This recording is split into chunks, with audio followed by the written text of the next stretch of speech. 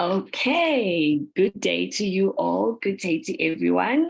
Very thrilled that you managed to be able to join us today as we have an interesting discussion around the IAS that we had last year, as well as also the announcement for the next AIDS conference. I think it's really some exciting news, and also it means different things as well for civil society, for citizen activists, for different key players that have been part of the IAS. And today we're going to have an amazing panel of speakers who are going to just dive in and talk us through the whole process in terms of what have been some of the amazing wins that we have had as civil society, what's the work that's in the pipes, and also what should we be looking forward to in terms of the upcoming AIDS conference as well. So joining me today is the lovely Erica. We also have Glory, Jess, as well as Ariane, who are just going to take us through all the details and all the interesting bits that we need to be knowing in terms of the IAS and also the wins and also the work ahead. So I'm just going to hand it over to Erica now just to start us off on that. Over to you, Erica. Thank you very much, Anna, and thank you everyone for joining us today. It's really an exciting moment to be here with all of you, sharing such amazing news, the changes that are happening. You will see that you have spoken and the IAS has heard you loud and clear. The change is here, and we're excited to be part of this change. So we're going to share some information with you, and you're going to have opportunities to ask questions. So I'm going to start by sharing a slide, and we're going to go through it. Feel free to drop in questions. And yeah, this is about keeping the IAS conference inclusive. We've seen what's happened in the past. We heard you, the issues that happened recently in Montreal, but it has happened historically in every single conference. Now, well, it's inevitable that in every country or wherever we host the conference, there's going to be some issues. The intent here is to try to minimize those issues. And the intent is also to address what you as civil society, as community, as the partners, as the people who do the work on the ground have told us. We've heard you. So we're happy to present this to you. And first of all, let's start next slide, sharing who we are. So we are the civil society partners that bring your voices, that bring the voices of community, of civil society into the IAS organizing committee. And I'm going to give the floor to each one of my colleagues who do an amazing work in this space. And we have together been able to ride the train ups and downs with challenges here and there, but with all your support that we needed to get this through. So let's start with Glory. Can you introduce yourself? Hello, everybody. I'm happy to be here today. I'm here in my capacity as an implementing organization. By here, I mean on the conference committee of the International AIDS Society. And my organization is named ASHA Foundation. ASHA is actually an acronym and stands for Action, Service, Hope for AIDS. And we are based in Bangalore, India, but we work at a national and to some extent at an international level also. We provide a range of services in the field of HIV/AIDS for the last 25 years. That includes an integrated counseling and testing service, a HIV/AIDS clinic, prevention of mother-to-child transmission of HIV. And we also have a psychosocial intervention for children living with HIV, where we take them to a therapeutic residential camp.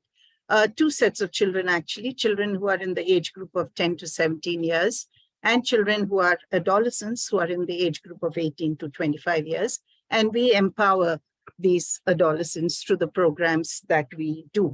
We also do a bit of research advocacy, as you can see, and I'm happy to be here today. And I hope this will be a useful session for all of us, especially the community that we are so concerned about. Thank you. Thank you very much, Glory. Over to you, Jessica. Hey, everyone. I'm Jessica Whitbread. I represent ICW and GMP Plus on the conference committee. I represent them jointly. And actually, Y Plus is also part of our coalition where we organize together. And so I've been in this space in different capacities for a while now. I was elected when Glory and Erica were. When was that? Like when we were elected again? 2021? 2021. I don't know. COVID makes it weird. Anyway, and we're so excited about these changes. And thanks, everyone. Happy to be here. Erica, it's you. Who are you? Thank you, Jessica. And I'm Erica Castellanos. I am an indigenous transgender woman living with HIV, originally from Belize, and I transitioned to live in the Netherlands with my husband and our 2 children. I work for GATE, Global Action for Trans Equality. We work with transgender, diverse, and intersex people, developing critical knowledge, advancing the human rights, and ensuring access to health for our communities. This is who we are. So if you ever are wondering, if you want to bring a message across, if you want to give some feedback, feel free to contact us. We're going to share in the chat how you can get in contact with us. We will be happy to bring your issues, your voices, your concerns, your congratulations also. Sometimes people need to be congratulated and also acknowledged by the good things they do into that space. Next slide. So what is our role? What do we do there? So, a lot of you might be wondering about this. So we are there together and we strategize along with the IAS and the other partners in the organizing committee. What we do is we ensure that the voices, that the issues, that the things we care about that are close to our heart, that affect our communities are at the center of every conference. We make sure that there's always a reminder about what remember, people living with HIV, trans people, key populations, sex workers, young people. So that's our seat. And we also we give input in ensuring that locations meet a set of criteria, which includes upholding the human rights and do not interfere with conference program. We also contribute in the selection of speakers, the resources for scholarship, and we push for stronger, more transparent systems within the IAS conference structure. So yes, this is what we're doing. And we hope that we start hearing more from community. And if there's anything that you think, oh, this is what the civil society representatives should be doing in that space, please let us know. We'll be happy to share. Next slide. So a change that happened also is now that, first there was, we were invited to organize to, for example, in the past, be part of the conference for the AIDS conferences, right? Now, there's a group that gives continuity to all the conferences hosted by the IAS. So we have input into the 3 conferences that you can see here. And that allows that there's no much repetition, but also when the selection of speakers happens, the topics to be covered, the issues to be raised, there is continuity, but also we can bring priorities and continue on issues that were brought up in a conference and how they transition to another. I think this is a good layout, and it provides an opportunity for us to have input in all the different IAS conferences. Jessica, do you want to add anything on this? I think that I just wanted to add that this is actually super exciting. So actually someone in the chat, I was just writing it, asked me to say what GMP Plus and ICW's acronyms were: Global Network of People Living with HIV and the International Community of Women Living with HIV. So they used to have a process where there was permanent partners, and ICW and GMP Plus were part of that, and others were invited in. But there was only a focus on the AIDS conference, which kind of made it weird because there's these other really important scientific conferences that happen that excluded civil society input. or had just like a tiny sprinkle. It was more tokenistic, if anything.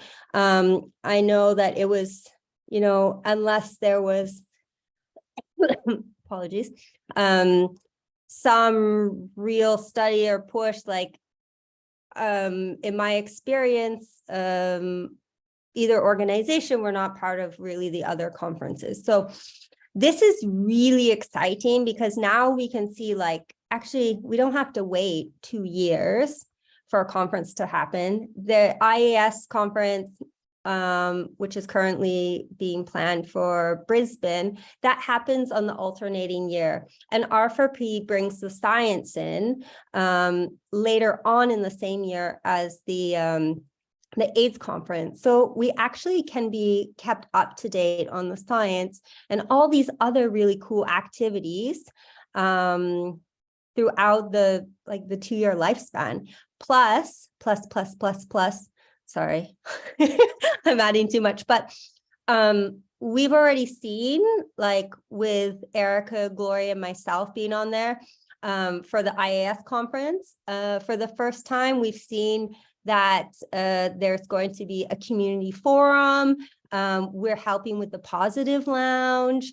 We are making sure that civil society leaders and speakers are in different leadership positions on different sessions and panels. So I don't know, it's really exciting, actually. It's like, yeah, it's good stuff. It just is a real game changer. Thank you, Jessica. Next slide. So we hear a lot about the criteria for selecting a host city. It has made noise. Last year we talked a lot about it. This is something we talk about every time in the IAS and in the organizing committee, and something that we look really, really seriously. Like, this is the most important aspect when selecting a city, when selecting where the next conference will be hosted. So first of all, we need to ensure that it safeguards our rights, that nobody will be at risk when participating in the conference, that we advance the local and global response that's meeting our health needs, that it has the infrastructure and the access needs. Also, we need to ensure that there is availability and access, human rights issues, viability of the conference. There's a lot of pieces that are put together, and it's not always easy. In fact, sometimes it's fucking hard to make a decision because there's so many things that are in play that we need to ensure that all these criteria is Erica, met. sorry, 1 second. The Spanish is going in the English channel, so we're just I'm just asking to fix that. Okay, let me take a break. Is it better? I don't know. Somebody needs to tell me. Oh, never mind. Just ignore me. Carry on, Erica. Okay. So what we do is, if the organizing committee, the IAS, is looking at these components and trying to find a place. And let's be honest, we live in a world that is not a rose color. There is no single place in this world that would meet every single criteria that we would like, because we put the bar really high.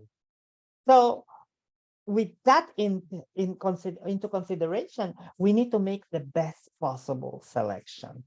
So, and I know we've heard you. We've heard of the complaints. We've heard about the issues, and that is the things that the organizing committee, that the IAS governing body, that the secretariat in itself, which we need to acknowledge, works really, really hard to address.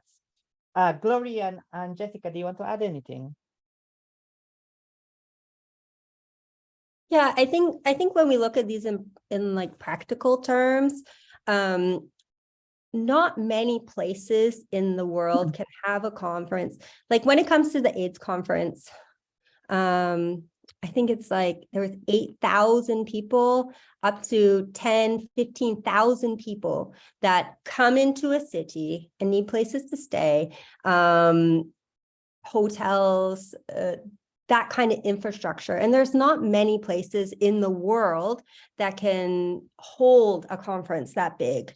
So we need to think about that. If you look at the IAS conference, and Ariane, you can correct me if I'm wrong, that's more like around 2,500 people, a little bit more that come, and the R4P is smaller. So it gives more flexibility, but just in general, there's not many places. And then you also have to think about accessibility in the sense of like elevators, people being able to get upstairs, like physical accessibilities. Also being able like to think about like real things that we have to vote on sometimes is, do we want to have the conference in a place that, for instance, has severe human rights violations, perhaps something like the death penalty for possession of drugs? Can we really vote for a place ethically that has those kind of legal frameworks for our community members? And the answer is no. And, you know, but then sometimes it's, it can also be a money thing that there is, if we want to have a robust scholarship program that has 1,500 scholarships for civil society, then the influx of money that comes, that is also part of a deciding factor. So I just wanted to share a few of those. Glory, you wanted to add? Just wanted to say, actually, before the COVID-19 pandemic, I think the AIDS conferences, there were about 15,000 to 20,000 people who would attend those conferences. And the HIV for Science, or the IAS for Science conference, which is being held in Brisbane, usually for those conferences, they have about 4,000 to 6,000 people attending. And the HIV for R4P, the Prevention for Science conferences, those are about 1,500 to 3,000. I think those are the numbers that we're talking about. So when you look at the AIDS conference, which is the biggest of them all, you really need to be careful about the country that you choose, because it should be able to provide a comfortable stay for a large number of people, and all the infrastructure needs to be in place. The access needs to be easy. And so it's important that, and like Jessica was saying, it's very important. The human rights are very important, safeguarding your rights. Like there shouldn't be stigma and discrimination. There shouldn't be laws that criminalize the activities. Like, for example, in India, soliciting for sex work is a crime by law. And so we have to be very careful about the countries that we choose, keeping in mind that everybody can be comfortable and safe and work in a safe environment when they have this conference. Just wanted to add that little bit. Definitely. Thank you, Jessica and Glory. And you know, it's as I mentioned, it's very difficult to find that perfect country or that perfect city. So it also takes a lot of diplomatic negotiation that the Secretariat has to go with the host city, with the host country, on ensuring that the human rights of participants, of people who will be present, are respected, and people can enjoy a conference and learn and network and share and, you know, participate in that huge, vibrant movement that reminds us why we are here doing the work we do. So next slide. So yeah, the big thing, we did it as a community. It's amazing. This is what I think we should do. You know, like if there's anything we can highlight of the progress that has been made over the last years in the conference, all the protests that we did, the statements, the media posts, everything about the host countries, you can now know you have been heard. This is the result of your worth taking into action. And now the IAS has a rotational policy where the conferences will be held across 5 regions and will not be repeated consecutively in any one region. Now, this is huge. Like, for many of us, we never thought this would be possible in a long time. But the reason it's a reality is because you, the listener, you, the activist at country level, you, the person that participated in the conferences and protested and showed up and took out your rage and, you know, all the issues and made it known, you have been heard. This has happened because of you. So now we're going to have conferences in all regions. And yes, it's going to go to Latin America, to Caribbean, Asia Pacific, Africa, USA, Canada, and Europe. Those are the 5 regions. So next slide, please. And here you can see the visual representation. This is what is being planned already. This is what you can expect. And I think we can all celebrate this level of transparency and this level of effort that the IAS has made to address our concerns. So big time to celebrate, big time to pat yourself on the shoulder and say, yes, my voice was heard. I was part of that change because I demanded something to be done and now it has happened. Jessica and Glory, to you.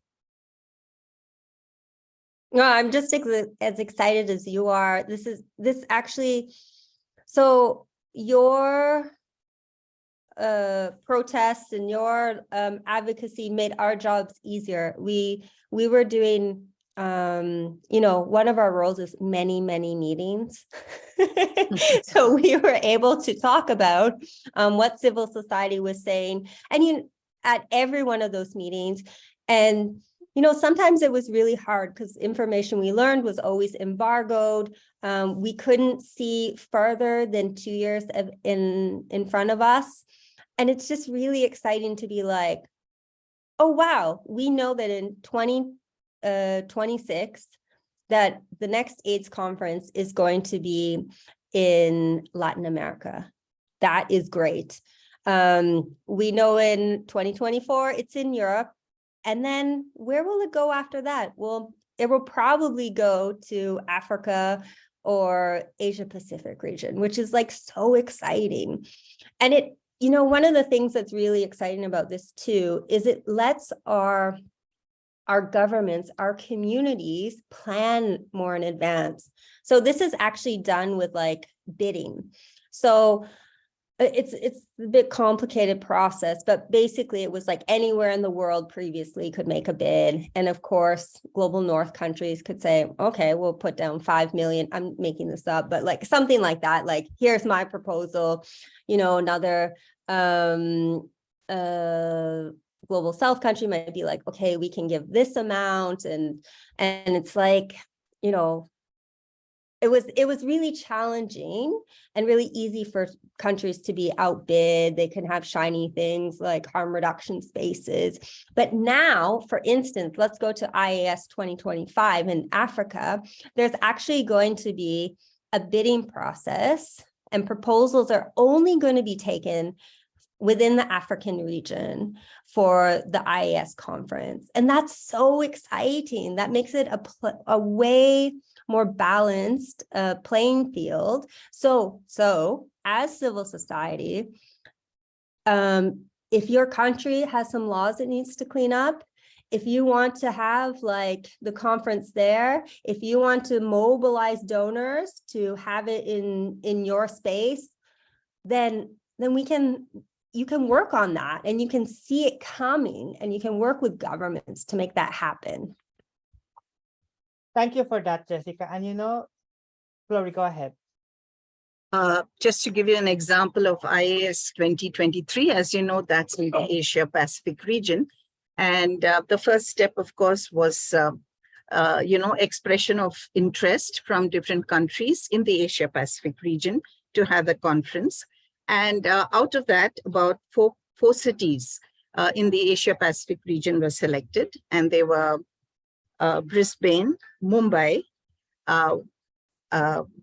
Tokyo, and Malaysia. And then in phase 2 of the selection, two of those, they looked at these criteria that Erica talked so eloquently about and the importance of maintaining those criteria. Two of the countries had to be excluded. Mumbai was one of them. And then finally, they settled with Brisbane. So there's a lot of work that goes into selection of the cities, even from the individual region, like Asia Pacific, Africa, Europe, Latin America and the Caribbean, and of course, USA and Canada. The exciting thing about this is it seems so fair at this point in time that every region has an opportunity to host a conference. And I think that's a great idea. Thank you very much, Glory.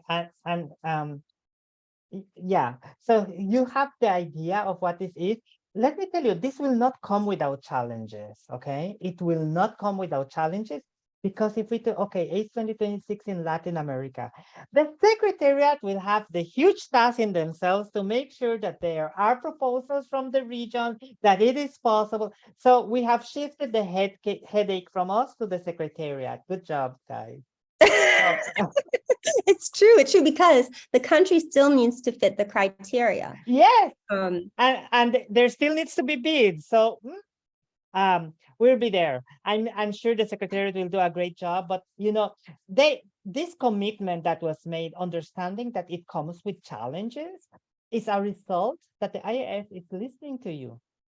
That we're here and we recognize that the world is not the best, it's not a nice place. And in many countries, it's difficult for many of you to participate and engage as the way we would want you to engage. Next slide. And I think this is our last slide.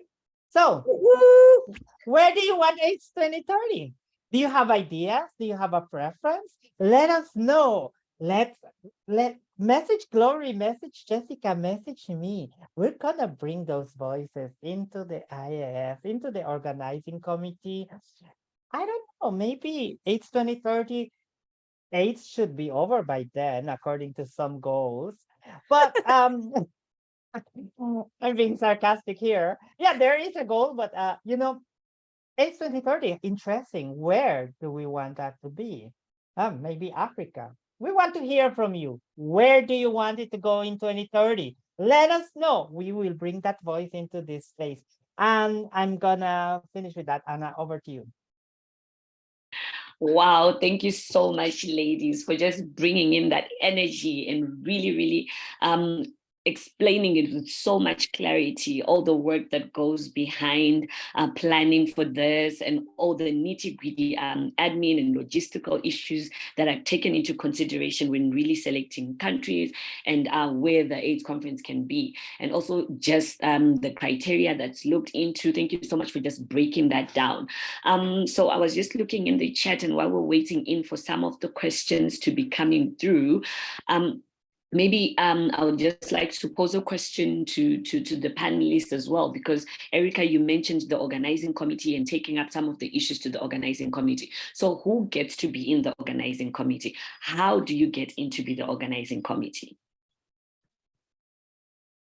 So I think I can share from our perspective, but we have Ariane here, Director of Conference from the IAS, and I think she will also be able to share a little bit about what's coming up if you're interested in joining this exciting group and be part of all this planning and making sure things come together.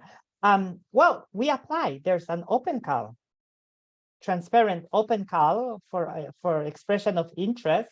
And we submit that expression of interest. Now we get to serve our term, and there's going to be rotation. But I don't want to go ahead, and I'm just going to ask Ariane to give more detail about that.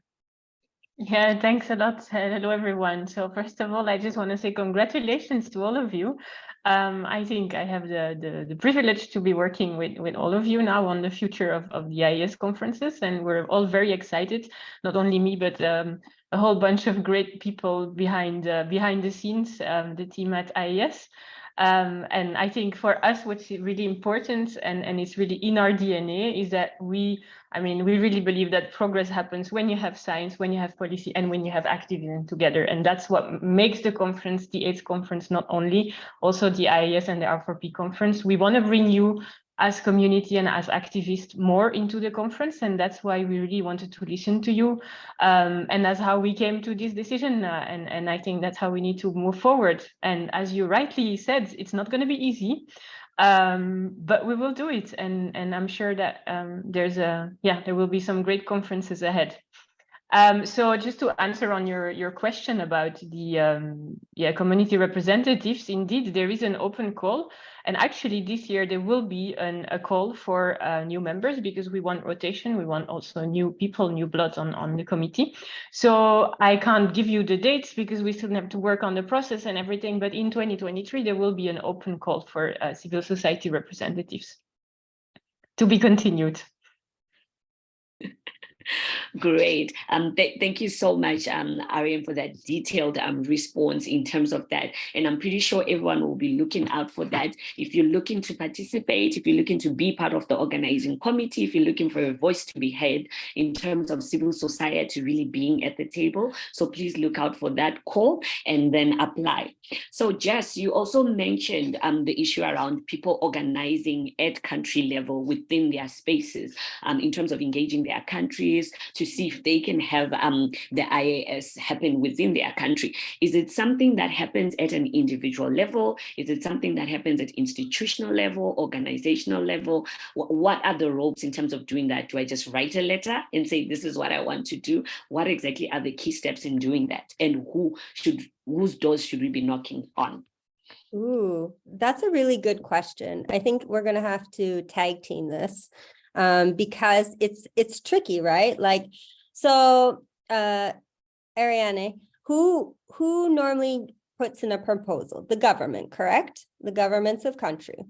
So it's a bit more complex than that. It's actually a whole team that puts together a proposal.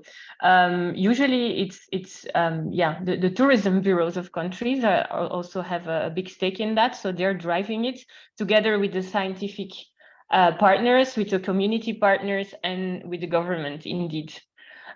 So it's really a group of people who do submit bids, and then we have a number of letters of support from different organizations in the country. So I would say the more you have support in your country, the more you can mobilize all the various stakeholders. As I said, science, policy, activism. If you can show that, obviously that's what we're looking for. Yeah, and I think so. The conferences, when they come, there's a lot at stake for, as you were saying, the tourism industry. So if people know, hey, there's going to be 2,000, 5,000 plus people coming to buy up all the hotels, to go to parties, to eat in the restaurants. This is a big draw for people. And I think that also if you can work with governments to say, you know, we have really amazing science here. We have really amazing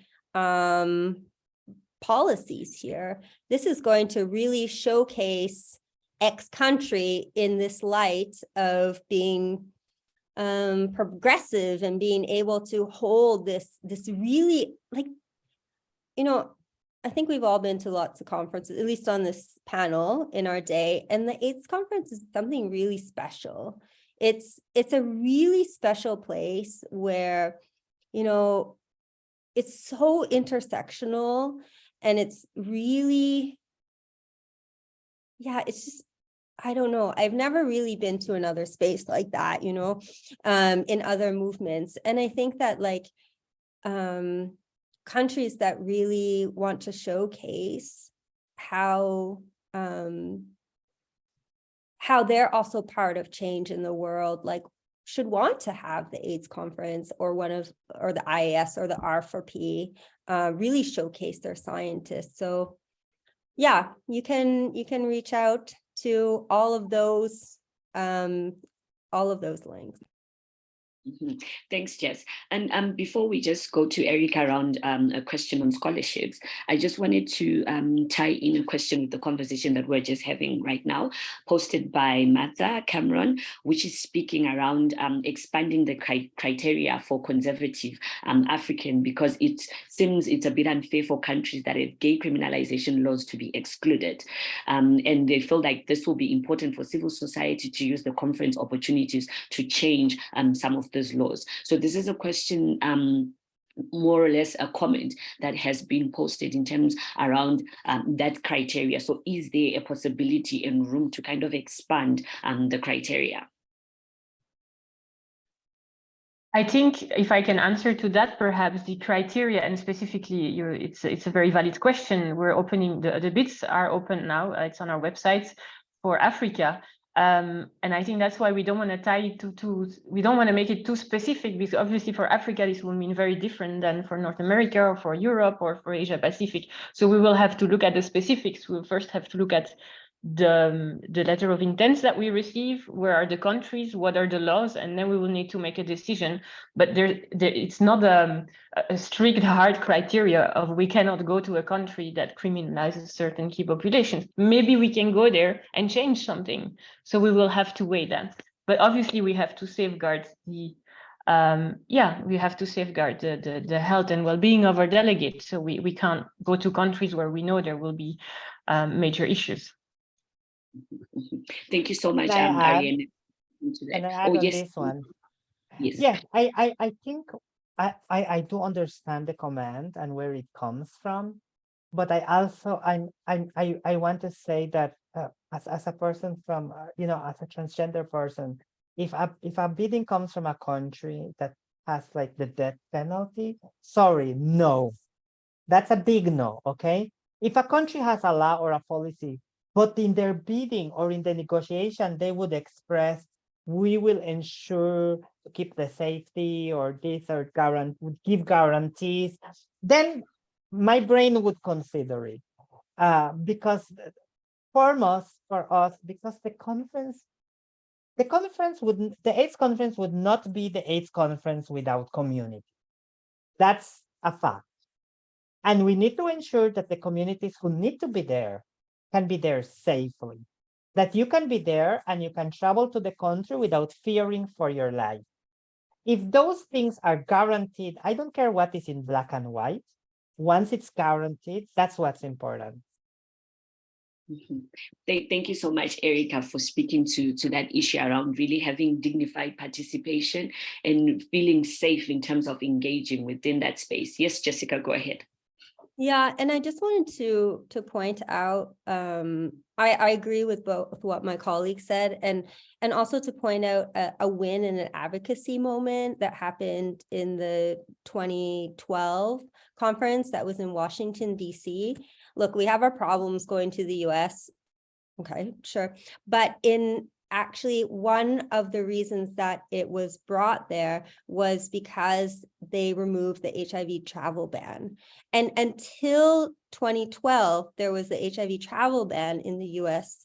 So, that was, I'm just sharing that as an example of a horrible policy that existed that was removed because the AIDS conference went to a country. Thank you so much for highlighting that, Jess. I'm just going to take it back to you again, Erica. There's a question on scholarships. Maybe you just want to take us through that whole process, how the scholarship recipients are selected and what the process entails. Thank you. I see the question and thank you for highlighting that. I just want to say a couple of things directly to the question. So when you apply for a scholarship, there's a set of questions that you should answer. My recommendation is to answer them as expressly and with specificity as you can.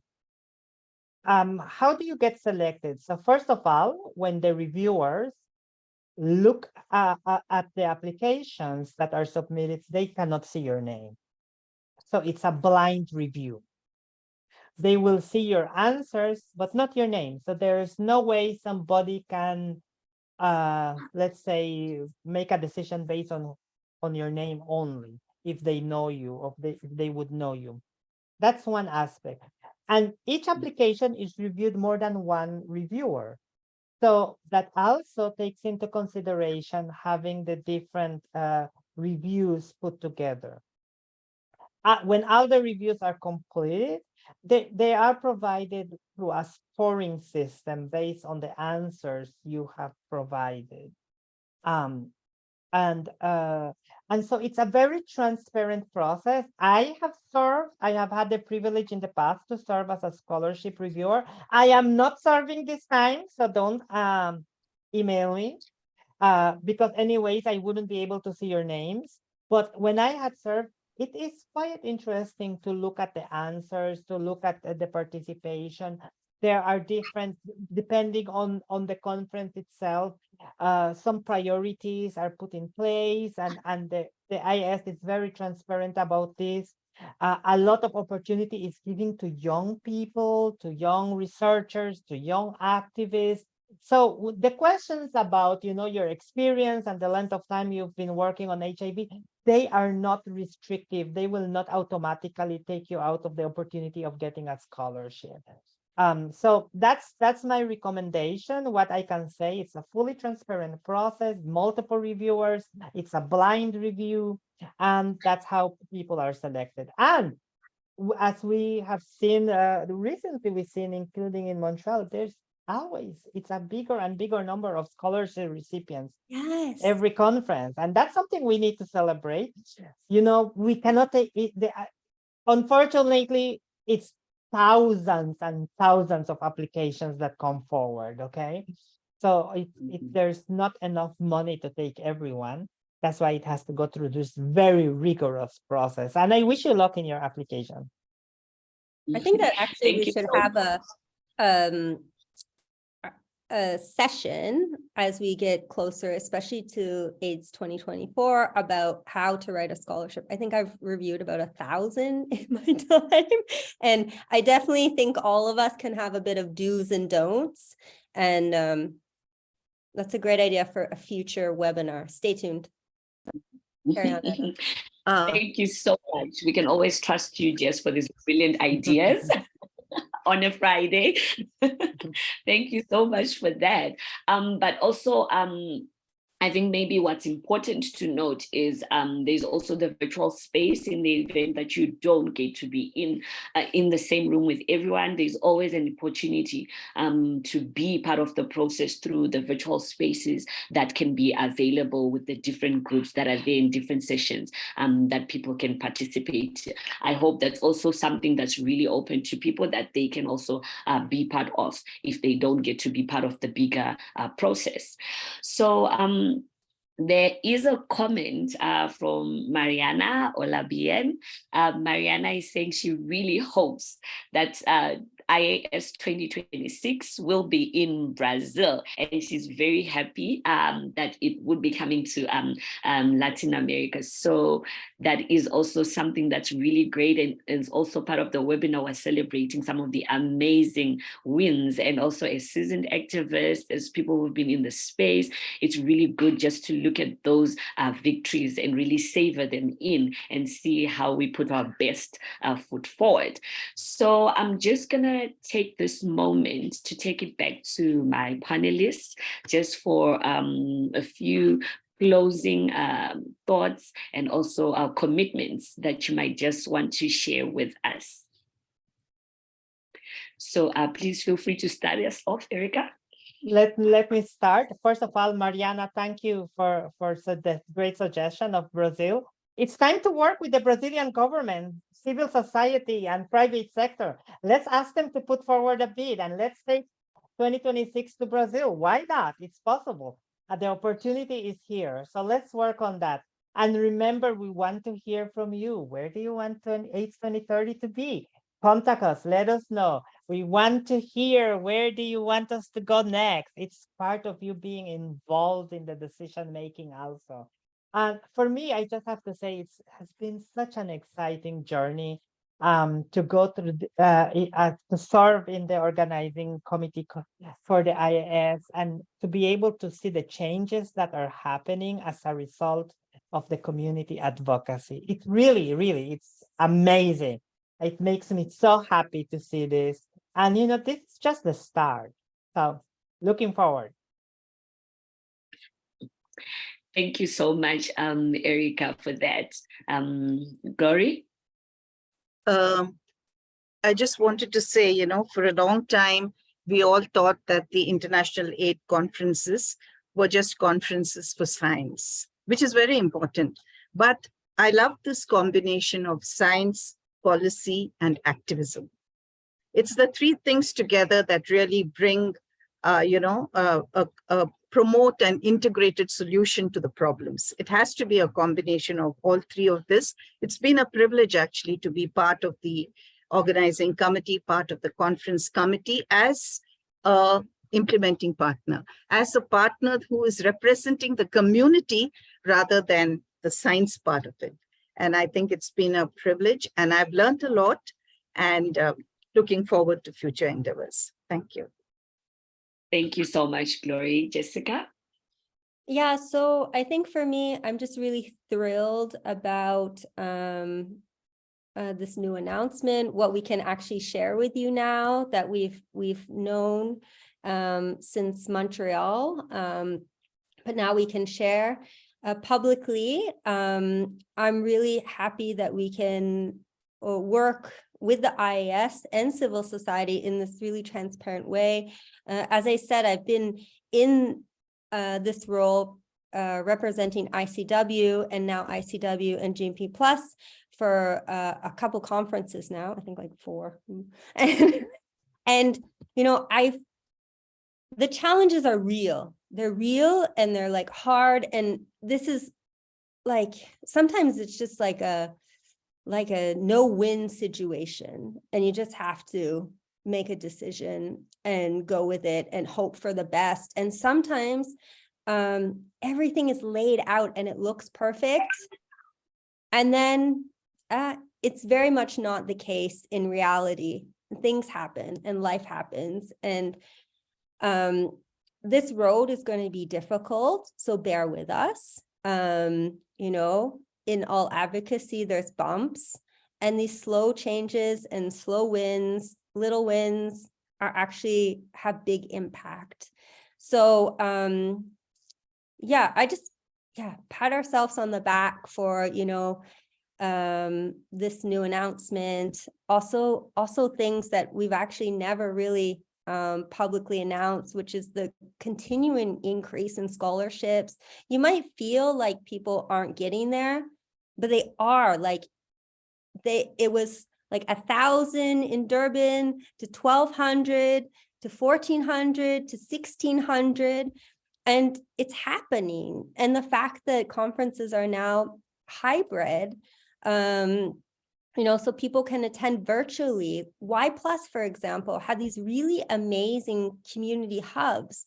I think we really need to think about, you know, as we move forward, as climate change is real, how we're going to, you know, engage our communities in like a magnitude of different ways. And yeah, it's just really exciting that these opportunities are open to us and we can plan them out a bit better. Great. Thanks, Jess, for sharing that with us, learning to adapt with the changes. That's really, really important. Ariane, please, if you'd like to share some final thoughts. Yeah, thank you very much. I think for me, I mean, talking about commitments, I think what you can expect from not only me, from the whole team, that's from us at IAS, is really transparency. I mean, we have the willingness to be transparent. As Jessica said, as Erica said, and Glory said, it's not going to be easy. There will be sometimes decisions that will need to be taken because we are representing a number of stakeholders that might not please you, but we will be transparent about it, and we will be clearly saying why we're taking these decisions and upon which criteria. And obviously we want to continue to work together with you to tap into your wonderful ideas as well, and how the future conferences will look like, because there's not only the regional rotation, but now we also need to look at the formats and how we do things, and in a whole new world, post-COVID era, we have to rethink a number of things. So very happy to work transparently with all of you. Great. Thank you so much, Ariane. Thank you so much, ladies, for really pointing all those important bits out. Really celebrating the wins. We know it's not going to be easy, and we need to adapt to some of the changes. And we also really be looking forward to a whole lot of transparency within that process. Thank you for sharing that. I just want to give a minute to you, Erica, just to share more around the upcoming webinars and what the future holds. So I just want to say this is the beginning of us being accountable to our communities and the discussions and the voices and what happens in the organizing committee and the IAS. So look forward to future engagements of us reporting back to you and listening to you to bring your voices into that space. Stay tuned. Thank you so much, Erica. Once again, thank you, everyone. And please note, if you want to go back to listen in more, just go on the Facebook page for GMP Plus, and then you can find a recording of this, and then you can watch and also just listen in and tag your friends so that everyone gets to understand and know about the IAS, and they can also celebrate the amazing wins that we've managed so far as the community with all the support from the different stakeholders and different partners. I wish you all a happy Friday and weekend. And yeah, let's meet on the next webinars. Thank you so much, ladies, for everything. Thank you.